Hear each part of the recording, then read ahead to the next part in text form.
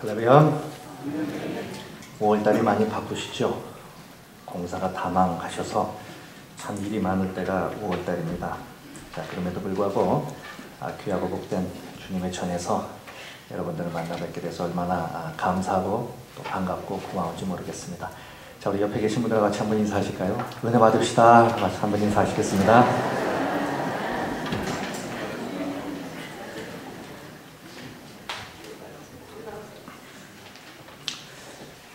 자, 여러분 혹시 대중음악을 잘 들으십니까? 제가 점잖게 대중음악 이렇게 말을 했는데 가요를 잘 들으시냐 이 얘기입니다. 저 주일날 아침 예배 시간에 느닷없이 왜 또 가요 얘기를 하는가 싶으시겠지만요.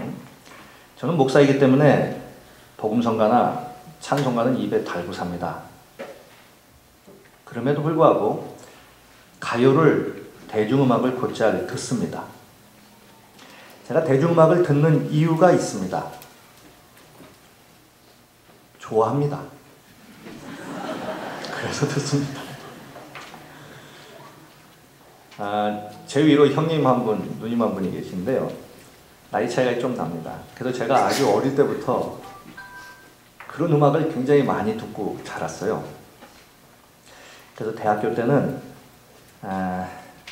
아르바이트를 음악다방에서도 했습니다. DJ도 했습니다. DJ가 뭐의 약자인지 아십니까? 뒤집고 제끼고가 DJ입니다. 판을 뒤집고 제끼고 하는 게 DJ입니다. 자, 제가 왜 이 대중음악을 듣냐 하면 뭐 좋아해서도 그렇겠지만 이유가 있습니다. 그 안에는 인생이 있어요. 아주 굉장히 미사역으로 포장된 그러한 가사는 아니지만 가장 직설적으로 인생이 뭔지 알 수 있는 것이 대중음악입니다. 그리고 또 하나는 대중음악을 들어보면 그 노래가 나온 그 시대의 문화적인 코드를 읽을 수 있습니다. 어떤 사람이 이런 음악을 좋아하며 이런 노래가 지금 히트를 하고 있는데 그러면 이런 음악을 듣는 사람들은 어떤 사람이냐. 이 문화적인 코드를 읽을 수 있는 겁니다. 특별히 현 시대를 가리켜서 우리는 상실의 시대 이렇게 말합니다. 자꾸 가정도 상실이 되고 인간성도 상실이 되고 사람의 정, 사람도 자꾸 이 상실이 되는 뭔가 자꾸 잃어버리는 이런 상실의 시대라고 합니다. 자, 그런데요. 특별히 이 대중가요 중에 이 상실을 정말 잘 표현한 그러한 대중가요가 하나 있습니다. 부른 가수는 이소라라는 가수입니다. 그리고 노래는 바람이 분답니다. 혹시 아십니까? 뭐 성경 읽으시고 뭐 찬송가만 부르시는데 뭐 아시겠습니까만은 이 가사가요. 이 가사를 쓴 분이, 노래를 부르신 분이 가사를 썼어요. 그런데 정말 어느 시보다도 더 시적인 그러한 내용입니다. 정말 깊은 상실을 노래하는 그런 가사예요. 제가 한번 읽어드리겠습니다. 그 중에 한 일부분이에요. 세상은 어제와 같고 시간은 흐르고 있고 나만 혼자 이렇게 달라져 있다. 바람에 흩어져 버린 허무한 내 소원들은 애타게 사라져간다. 나의 이별은 잘 가라는 인사도 없이 치러진다. 내게는 천금 같았던 추억이 담겨져 있던 머리 위로 바람이 분다. 눈물이 흐른다. 분명히 이 노래는 누가 들어봐도 실연당했구나. 사랑하는 사람을 잃었구나라고 금방 알 수 있는 노래. 그런데 단순히 그런 것뿐만 아니라 이 안에는 정말 무언가를 애착을 가지고 사랑하고 있었던 것을 상실해버린 그 어느 한 사람의 마음이 고스란히 담겨져 있습니다. 이처럼 살면서 인생들이 느끼는 아픔은 뭔가 사랑하고 애착을 갖고 있었던 그 무언가를 상실하여 다시 돌이킬 수 없음에 대한 아픔이에요. 그것이 사랑이든 사람이든 시간이든 아름다움이든 청춘이든 건강이든 돈이든 명예든 기회든 꿈이든 그것이 무엇이든지 간에 정말 사랑하고 애착을 갖고 있었던 것에 대한 것을 상실하여 다시 돌이킬 수 없다는 것. 여기에 아픔이 있고 슬픔이 있는 겁니다. 어르신들 앞에서 이런 말씀을 드리면 참 죄송스럽겠지만 며칠 전에 저와 집사람이 차를 타면서 이런 얘기를 했어요. 근데 젊은 아이들, 참 중학생들이 얼마나 그 아이들이 정말 이쁘고 다들 잘생겼는지 몰라요. 그래서 제가 이런 얘기를 했습니다. 우리 아이들이 자꾸 크는데 아이들은 크고 우리는 나이를 안 먹었으면 좋겠다.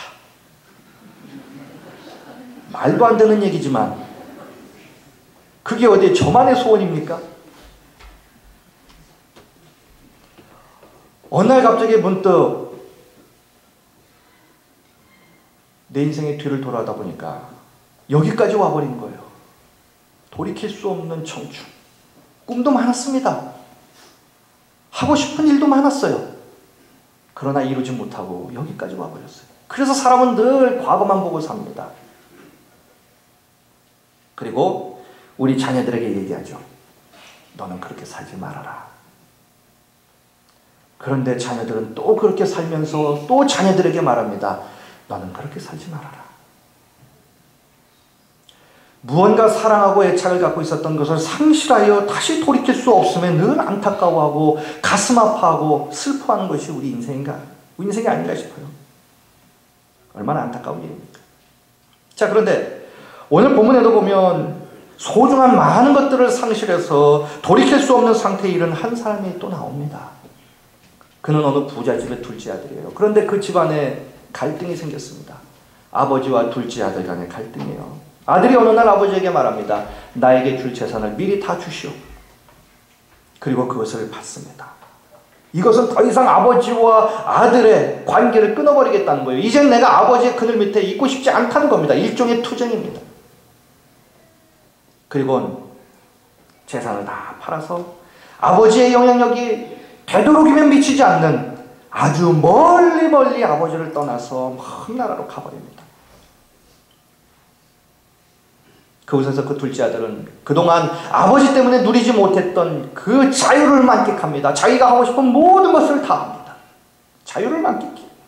하지만 평생 자신에게 이 자유를 보장해 줄 것만 같았던 그 많던 재산들이 어느 한순간 다 사라져버리고 맙니다. 심지어 그 나라에 흉년이 들어요. 먹을 것조차 귀해졌습니다. 주머니는 텅 비었습니다. 그가 돈을 펑펑 썼을 때에 그를 따르던 많은 친구들과 여인들은 어디로 갔는지 다 사라져버리고 말았어요. 혼자 남았습니다. 굶어 죽을 위기를 만나자 어쩔 수 없이 어느 집에 돼지를 치는 돼지치기로 들어갑니다. 그런데 나중에는 돼지들이 먹는 그 쥐염 열매도 없어서 그것조차도 먹지 못하는 그 상황에 처해버리죠. 최악의 상황으로 몰린 겁니다. 그동안 그는 많은 것을 상실했습니다. 아들이라는 소중한 그 신분을 상실했어요. 시간을 잃었고 재산을 잃었습니다. 자존심과 인격과 기회와 꿈을 잃어버렸어요. 더욱이 그는 아버지를 잃었습니다. 돌이킬 수 없게 됐어요. 낭떠러지 앞에 섰습니다. 절망입니다. 여러분 이런 절망에 처해 보신 적 있으십니까? 아직도 내가 부양해야 할 가족이 있는데 어느 날 갑자기 하던 일이 부도가 나버립니다. 회사에서 나가라고 합니다. 정말 꿈을 가지고 무언가를 시작했는데 채 피기도 전에 다 물거품이 되어버립니다. 그렇게 건강을 자신하며 살았는데 어느 날 갑자기 나에게 찾아온 것은 질병이에요.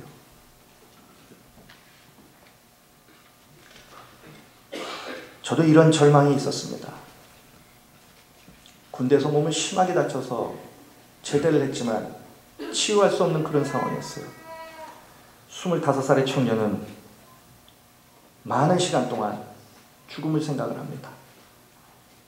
절망 그 자체입니다. 그런데 여러분, 예수님께서 오늘 이 말씀을 하신 이유가 도대체 무엇일까요? 사람이 한번 기회를 잃으면 그것으로 끝이라는 것을 보여주기 위해서입니까? 아니죠. 만약 그것을 보여주려고 하신 것이었다면 이 말씀을 읽을 때마다 사람들은 그들의 인생을 포기해야 될 것입니다. 본문의 둘째 아들은 많은 것을 상실하고 돌이킬 수 없는 상황에 몰린 오늘 우리의 모형이고 또 우리도 그런 사람들 아닙니까? 그렇게 예수님께서 이 말씀을 하신 이유는 그와는 정반대입니다. 아직도 희망이 있음을 보여주시려고 이 말씀을 하시는 거예요. 낭떠러지로 추락하는 우리를 건져 올리기 위해서 우리 주님은 이 말씀을 하시는 겁니다. 그렇다면 오늘 본문에 나오는 이 둘째 아들은 그럼 어떻게 되었습니까? 그는 자신의 인생이 끝났다고 생각했습니다. 완전한 절망입니다. 그러다가 그는 아주 희미한 한 가닥의 소망의 빛을 발견합니다.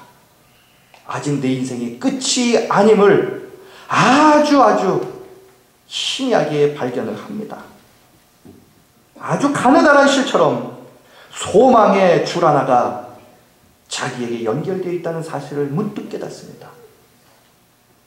그 줄은 다름이 아니라 그가 잃어버렸다라고 생각을 했던 아버지였어요.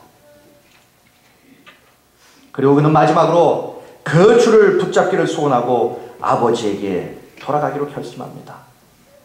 17절 이하에 보니까 이런 말이 나와요. 이에 스스로 돌이켜 이르되 내 아버지에게는 양식이 풍족한 품꾼이 얼마나 많은가. 나는 여기서 줄여 죽는구나. 내가 일어나 아버지께 가서. 그리고 20절 말씀 보니까 이에 일어나서 아버지께로 돌아가니라. 그는 아버지께로 돌아갑니다. 낭떠러지와 같은 절망 앞에서 그가 간 곳은 친구의 집도 아니었습니다. 그동안 그가 놀아놨던 그 여자들의 집도 아니었어요. 바로 아버지에게로 간 겁니다. 여러분, 바로 이 대목에서 우리는 멈춰설 수밖에 없습니다. 왜? 그는 절망 앞에서 세상의 다른 곳이 아닌 그가 버린 그 아버지로 다시 돌아가는 거예요. 그 이유는 그분이 아버지였기 때문입니다. 아버지의 품은 그 인생의 출발점이었어요. 그가 이 세상에서 가장 처음으로 머물렀던 곳입니다. 거기서 그는 생명을 얻었고 그는 거기서 젖을 먹었어요. 그 아버지 품에서 자랐습니다. 그 아버지의 품에서 인생을 알았고요. 아버지의 품을 말하지 않고서는 그의 인생을 말할 수 없기 때문에 아버지는 언제나 다시 돌아갈 수 있는 고향이기에 그는 다시 아버지께로 갑니다. 아버지는 이런 존재라는 거예요. 세상에는 말이죠, 은근히 자신의 성공을 자랑하는 사람들이 모이는 관계가 많습니다. 제가 필리핀에 있을 때에 중국계 필리핀 사람 한 사람을 사귄 적이 있어요. 친구로 3년 반 동안 교제를 한 적이 있었습니다. 저보다 나이는 한 10살 정도 많은 그런 분이었는데 알고 보니까 백만장자입니다. 백만장자예요. 제가 있으면서 도움을 많이 받았습니다. 그런데 더 알고 보니까 그 부인은 천만장자입니다. 그런데 재밌는 것은 그 부인이 소속되어 있는 클럽은 빌리어네르 클럽, 천만장자 클럽이고 본인은 그보다 돈이 적어서 밀리어네르 클럽, 백만장자 클럽에 가입이 되어 있답니다. 그래서 정식 초청이 없으면 자기 부인이라도 그 클럽에 같이 갈 수가 없는 거예요. 레벨이 틀리다는 거죠. 이런 관계는 우리를 참 불쾌하게 만듭니다. 하지만 어려울수록 찾아갈 수 있는 관계가 있어요. 여러분, 정말 어려울 때에 찾아갈 수 있는 사람 몇이나 됩니까? 정말 나에게 도움이 필요할 때에 찾아갈 수 있는 사람 한번 손으로 꼽아보세요. 내가 그 사람을 찾아가면 무슨 내가 얘기를 해도 다 들어줄 것만 같은 그런 사람이 몇이나 됩니까? 어른들은 말합니다. 그런 사람이 5명이라도 있어도 그 인생은 성공한 인생이라고. 잘 나갈 땐 주위에 사람이 붙습니다. 그러나 돈 떨어지고 명예가 사라져버리면 주위에 있는 사람들이 다 없어져요. 지금은 예수를 믿어서 집사로 신앙생활을 잘 하고 있지만 우리나라 역대 대통령 가운데 다시 후보로 나오면 대통령으로 뽑아줬으면 좋겠다 1위 박정희 대통령이었습니다. 그분의 아들. 지금은 신앙생활을 잘하고 있지만 그분이 참 방황을 많이 했습니다. 이유가 있었어요. 그분이 하신 얘기가 아버지가 권력을 잡고 있을 때는 수많은 사람들이 붙어 있었다는 거예요. 그러나 그렇지 못할 땐 사람들이 다 떨어져 나가더라는 거예요.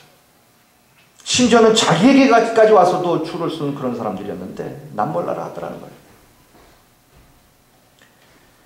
어려울수록 찾아갈 수 있는 관계가 있어요. 특별히 사업에 실패한 아들이 찾아와 도움을 요청하는 곳, 가장 만만한 곳이 어디입니까? 아버지 아닙니까? 어떻게 해야 할 줄 몰라 방황할 때에 찾아갈 수 있는 그곳, 아버지의 품 아닙니까?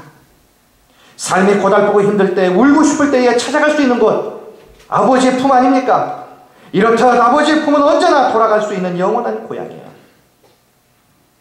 그래서 아버지가 돌아가신 분들은 어떡합니까? 묘소라도 찾아가서 그 묘소 앞에서 울기도 합니다. 아버지 품이에요. 그럼에도 불구하고 이 둘째 아들이 아버지를 떠난 이유가 무엇입니까? 그는 아버지를 잘 몰랐어요. 그는 아버지께 돌아가면서 이렇게 생각합니다. 18절 19절에 보니까 내가 일어나 아버지께 가서 이르기를 아버지 내가 하늘과 아버지께 죄를 지었사오니 지금부터는 아버지의 아들이라 일컬음을 감당하지 못하겠나이다. 나를 품꾼의 하나로 보소서. 자기가 지은 죄가 있으니까 그 죄를 감안하여 이제 나는 더 이상 아버지의 아들이라고 내가 권리를 주장할 수가 없습니다. 그러니 나를 품꾼으로라도 받아주세요 하는 겁니다. 이건 잘못된 생각이죠. 그거 돌아왔을 때 아버지는 어떻게 하셨습니까? 품꾼으로 여겼습니까? 아닙니다. 아들로 맞아주셨어요. 내가 죄가 있으니 품꾼이라 해라 하지 않았습니다. 다시 아들로 받아주었단 말이에요. 큰아들이 그렇게 반대함에도 불구하고 아들로 맞아주었어요. 이러한 집 나간 아들을 기다리는 지속적이고 깊은 아버지의 사랑의 마음을 잘 보여주는 말이 있습니다. 오늘 본문 그 앞에 13절에 보면 이런 단어가 있어요. 먼 나라에 갔다라는 말이 있어요. 먼 나라에 갔다. 먼 나라에 갔다. 이 먼 나라에 갔다라는 이 표현은 무슨 말이냐면 이런 표현이에요. 아들에 대한 깊은 걱정과 깊은 슬픔을 잘 보여주는 그런 뉘앙스가 그 안에 담겨져 있습니다. 아들이 멀리 갔어요. 아들이 멀리 간 것처럼 아버지가 아들을 갖고 있는 그 아들에 대한 깊은 걱정과 그리움과 슬픔이 그 말 안에 담겨져 있는 거예요.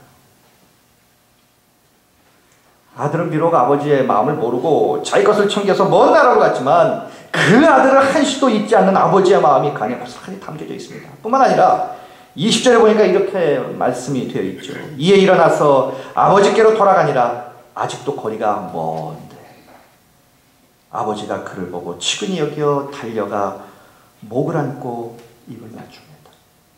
여기에 중요한 두 단어가 있습니다. 아버지의 마음을 가장 잘 표현하는 두 가지 단어가 있어요. 하나는 보고 또 하나는 측은히 여겨 이 말입니다.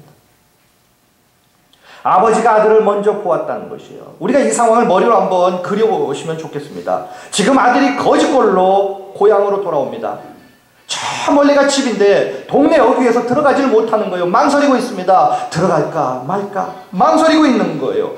바로 이렇게 망설이고 있는데 저 멀리에서 아버지가 그 아들을 먼저 본 겁니다. 먼저 봤어요.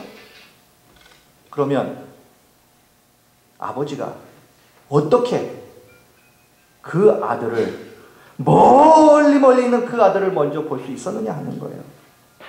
바로 그때 타이밍이 딱 맞았을까요?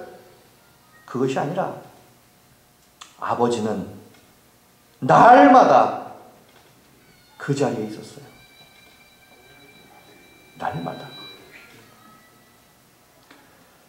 날마다 그 자리에 있었단 말이에요.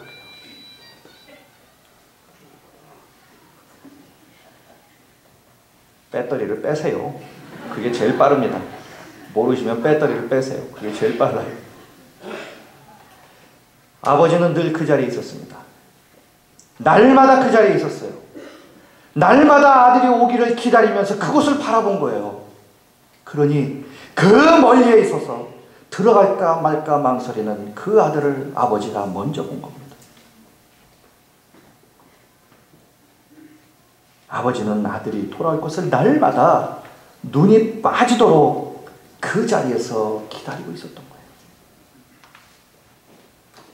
또한 측은히 여기라는 단어가 나오는데 이 측은히 여기라는 단어는 집 나간 아들을 향한 아버지의 마음이 참 함축되어 있습니다.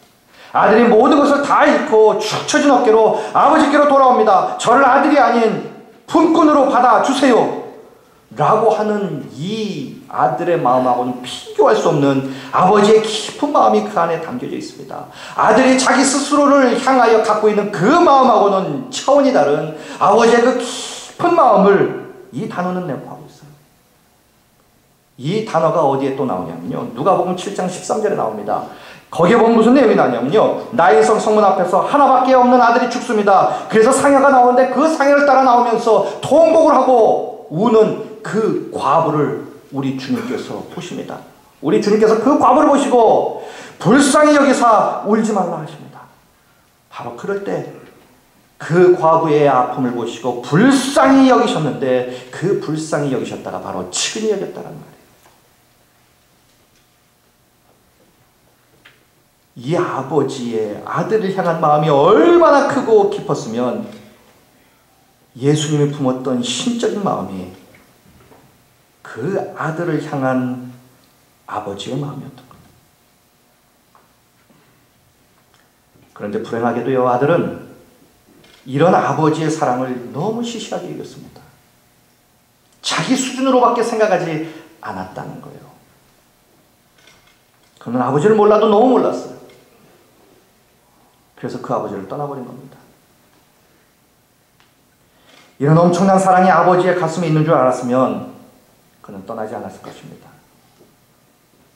사랑하는 성도 여러분, 오늘 본문에 나오는 이 아버지가 누굽니까?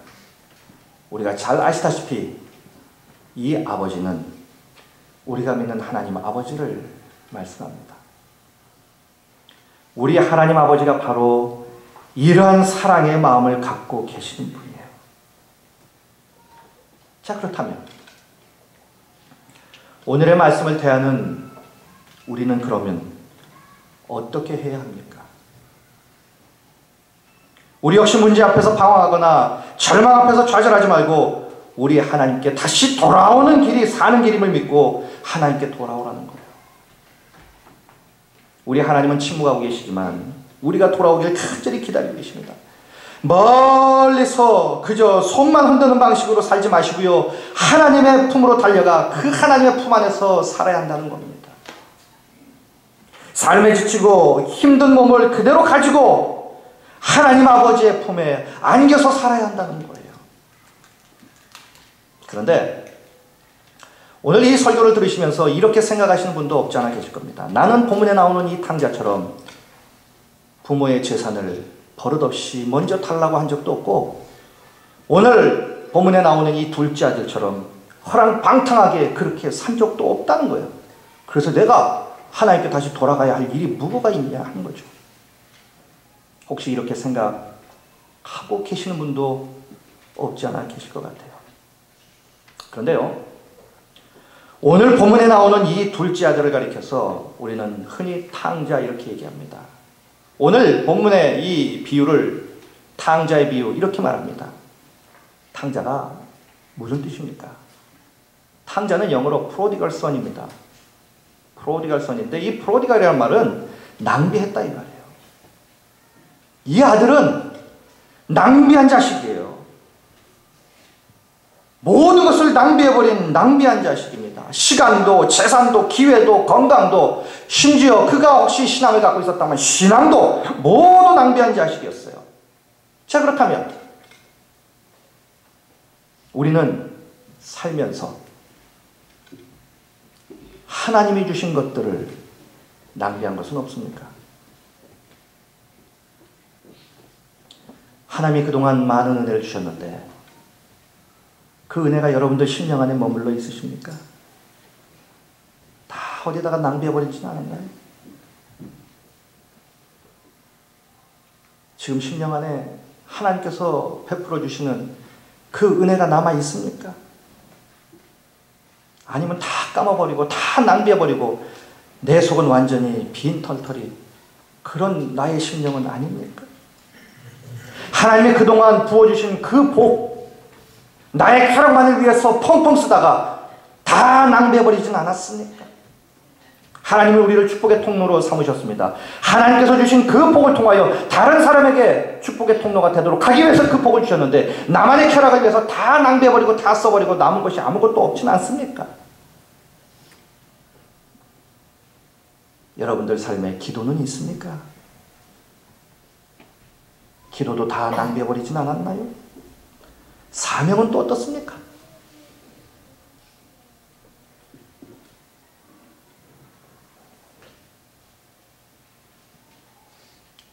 제가 자주 제 스스로를 가리켜서 다짐하는 것이 있습니다. 그것은 바로 제가 목사 안수 처음 받았을 때의 하나님 앞에 드렸던 기도였어요. 초심을 잃지 말자는 겁니다.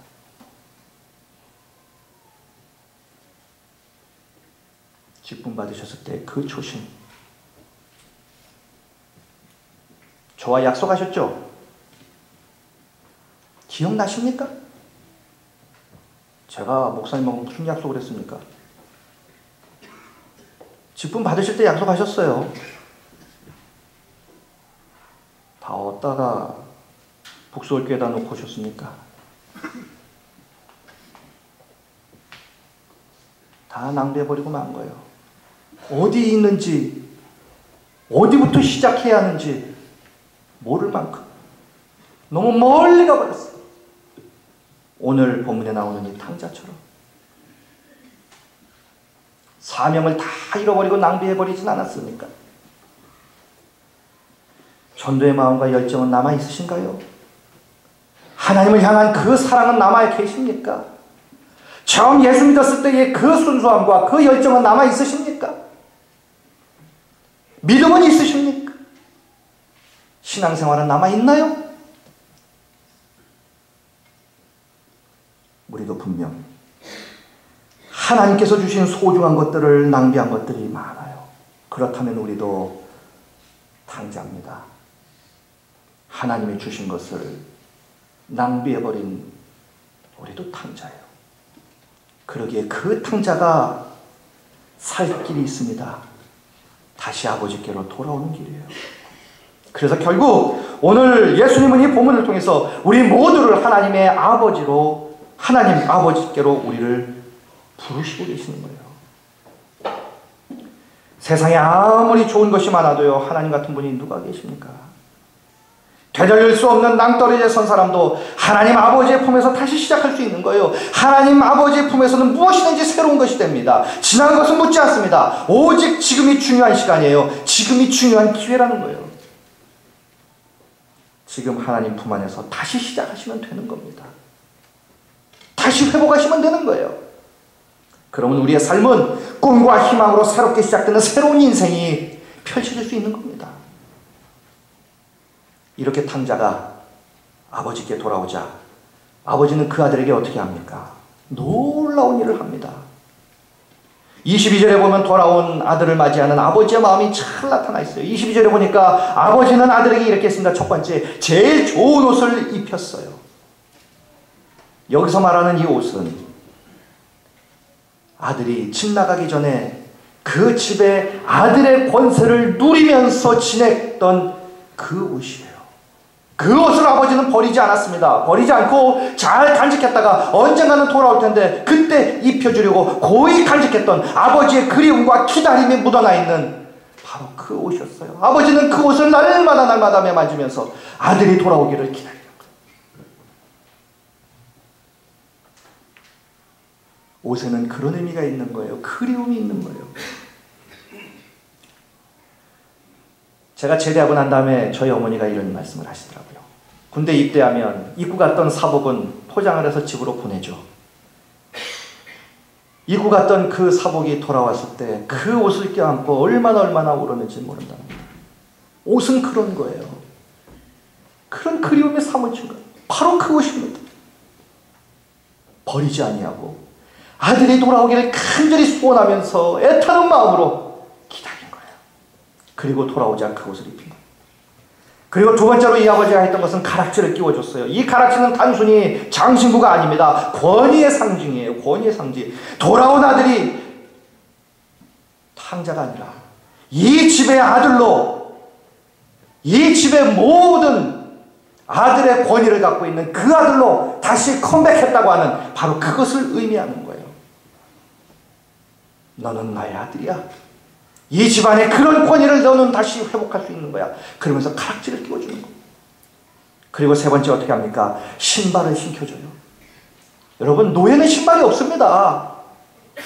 노예는 신발이 없어요. 그는 뭐라고 말합니까? 나를 아들로 여기지 말고 나를 품꾼으로 여겨주세요. 나를 노예로 여겨주세요. 그러잖아요. 그런데 그 아버지는 신을 시킵니다. 네가 어떻게 노예냐? 너는 내 아들이라는 거예요. 신발을 신겨주는 거예요. 너는 이 집의 주인이라는 겁니다.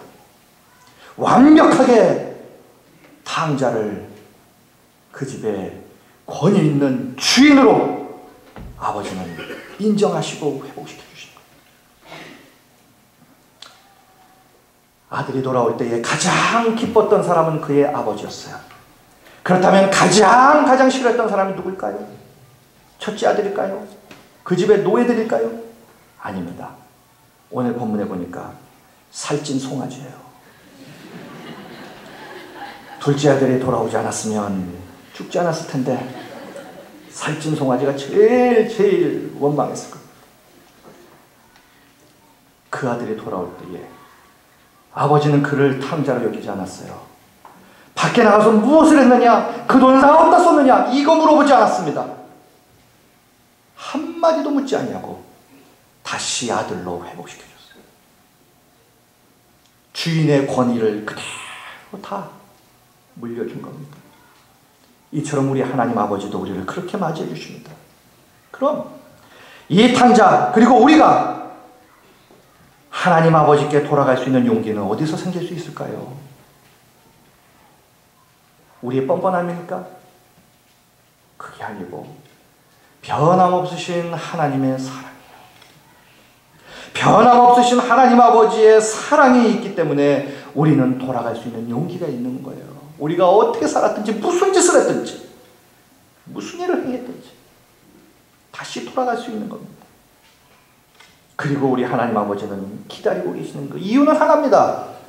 우리를 아들의 권위를 부여하시고 하나님의 아들로서의 그 권세를 부여하셔서 다시 하나님의 아들로 그 놀라운 은혜와 축복의 주인공으로 살도록 회복시켜 주시기 위함이에요. 나락으로 떨어진 그 인생을 역전시켜 주시기 위해서 우리를 다시 부르시는 겁니다. 그러게 사랑이 넘치시는 우리 하나님께로 돌아오시면 이 놀라운 은혜와 복을 우리는 더욱 풍성하게 누리게 될 줄로 믿습니다.